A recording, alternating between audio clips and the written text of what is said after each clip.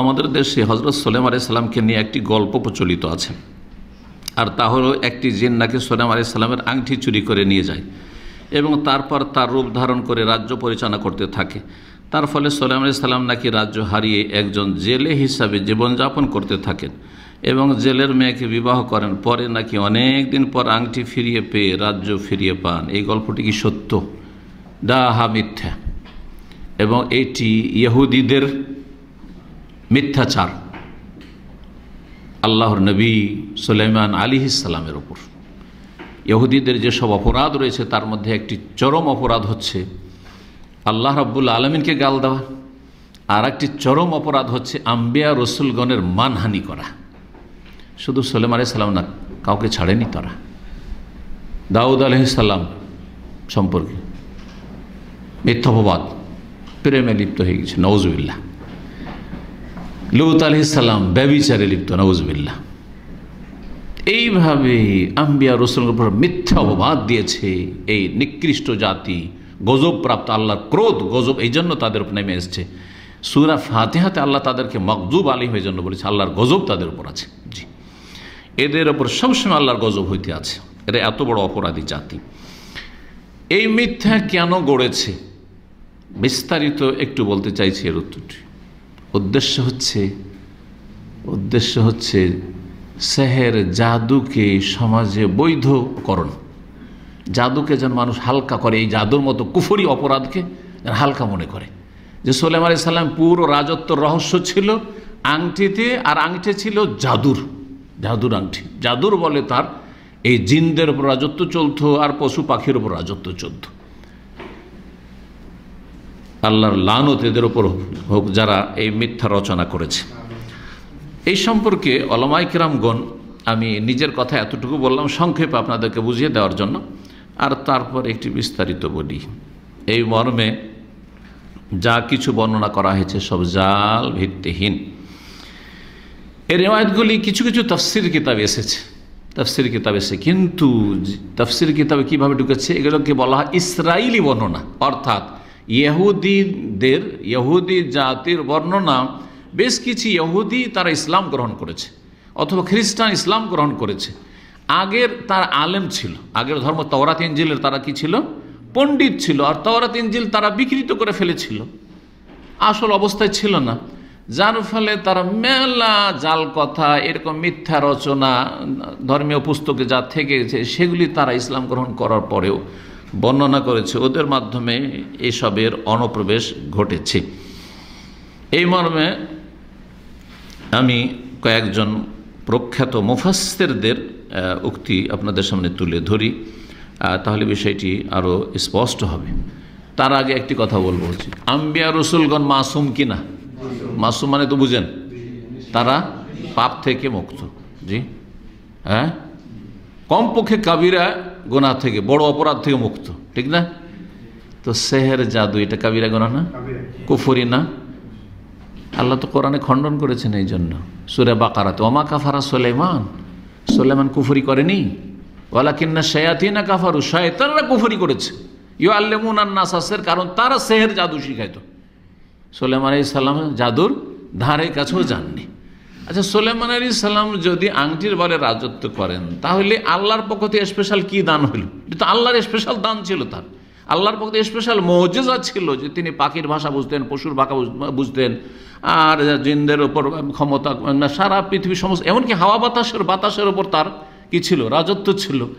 এই জন্য বলে সুলাইমান আর রিহা, সুলাইমান আলাইহিস সালামের জন্য বাতাসকে কি করেছি? অনগত করেছি।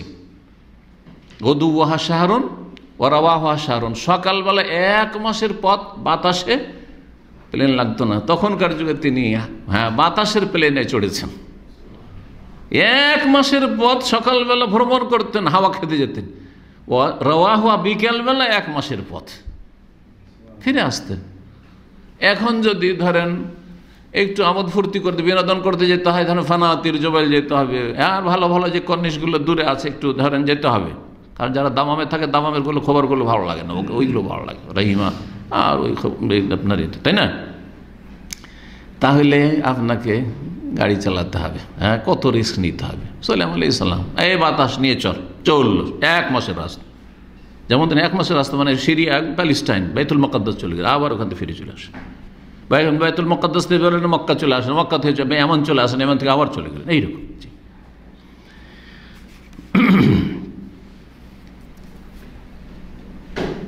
ইমাম ইবনে কাসির রাহমাতুল্লাহ আলাইহি তাফসীর ইবনে কাসিরে বলেছেন যে এর সনদ আব্দুল্লাহ বিন আব্বাস পর্যন্ত তো রয়েছে, কিন্তু ওয়ালাকিন্না জাহির, সত্যি কথা হচ্ছে, স্পষ্ট কথা হচ্ছে, আন্নাহু ইন্নামা তালাক্কাহু ইবনে আব্বাস ইনসাহ মিন আহলিল কিতাব ইনসাহা আনহু মিন আহলিল কিতাব। যদি তার পর্যন্ত সনদটি সহি হয়, তবুও ইবনে আব্বাস রাদিয়াল্লাহু তাআলা আনহুমা এই বর্ণনাটি সুলাইমান আলাইহিস সালাম সম্পর্কে আহলে কিতাব ইহুদি নাসারাদের থেকে নিয়েছেন। আর ইহুদি নাসারাদের এক দল ছিল ইয়াতাকিদুনা লা ইয়াতাকিদুনা নবুয়াতা সুলাইমান আলাইহিস সালাম, তারা সুলাইমান আলাইহিস সালামকে নবী মানে না, সুলাইমান আলাইহিস সালামকে তারা বলে রাজা বাদশাহ, নবী না। তার যারা সুলাইমান আলাইহিস সালামকে নবী বলবে না, তারা তো কাফের। কাফের। এখনো কোন মুসলিম যদি একজন কোন নবী, যাকে আল্লাহ কোরআন নবী বলেছেন, সুলাইমান আলাইহিস সালাম নবী, যদি নবী না মানে তাহলে সে কাফের। মুহাম্মদ সাল্লাল্লাহু আলাইহি ওয়াসাল্লাম অস্বীকার করলে যেমন কাফের, তেমন সুলাইমান আলাইহিস সালামকে অস্বীকার করলে কাফের। লা নুফাররিকু বাইনা আহাদিন মির রাসূলি। জি, ইমাম নাসাফি রাহমাতুল্লাহ আলাইহি তাফসীরে বলেছেন, আম্মা মা ইউরা মিন হাদিসিল খাতাম, যে আংটি আর শয়তান ওই যে আংটি চুরি করে নিয়েছিল, আর তারপর মূর্তি পূজা সুলাইমান আলাইহিস সালামের বাসায় তো হয়তো ফামিন আবাতিল ইয়াহুদ, এগুলি হচ্ছে ইহুদিদের বাতিল কথা। ইমাম জামাখশারি তাফসীরে কাশফে বলেছেন এই ঘটনা বর্ণনা করার পরে, অথচ জামাখশারি একজন মুতাজিলি আলেম, তারপরে এই বিষয়ে সঠিক কথা বলেছেন। জামাখশারি বড় আলেম ছিলেন, কিন্তু আকীদা বিভ্রান্তির শিকার হয়েছে। কখন যে কে বিভ্রান্ত হয়ে যায়, আল্লাহ আমাদের হেফাজত করেন।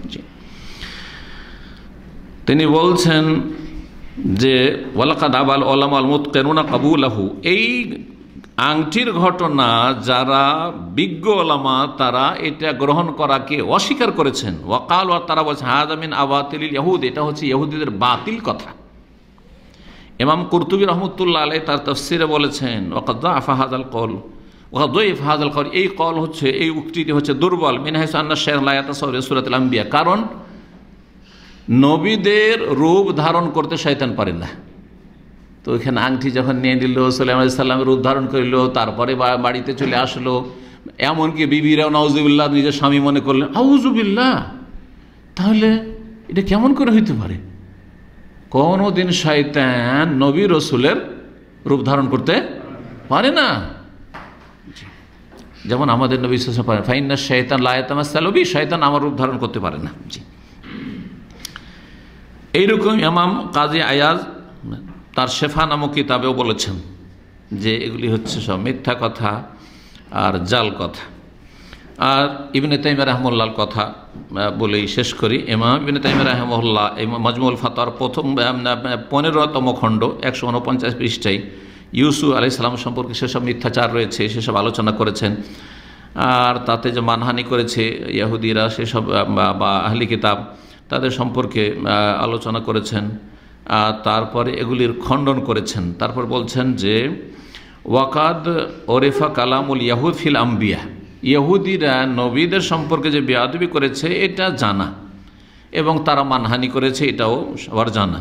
কামা কালুফি সুলাইমান মা কালু, যেমন সুলাইমান আলাইহিস সালাম সম্পর্কে যা বলার তারা বলেছে, মানে এই যে মিথ্যা অপবাদ, তো এইভাবে তিনি খণ্ডন করেছেন।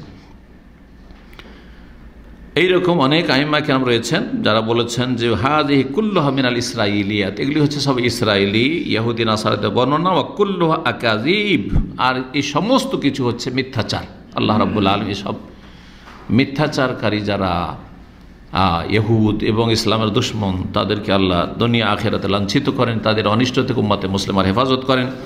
এবং মুসলিম সমাজের যেসব বক্তারা রয়েছে, জাহেল বক্তা, স্টেজে উঠে ভালো বলতে পারে কিন্তু তাদের কোরআন হাদিসের জ্ঞান নেই, এইসব জাল কিচ্ছা কাহিনী বয়ান করে, তাদের অনিষ্ট থেকে উম্মতে মুসলিমার হেফাজত করে।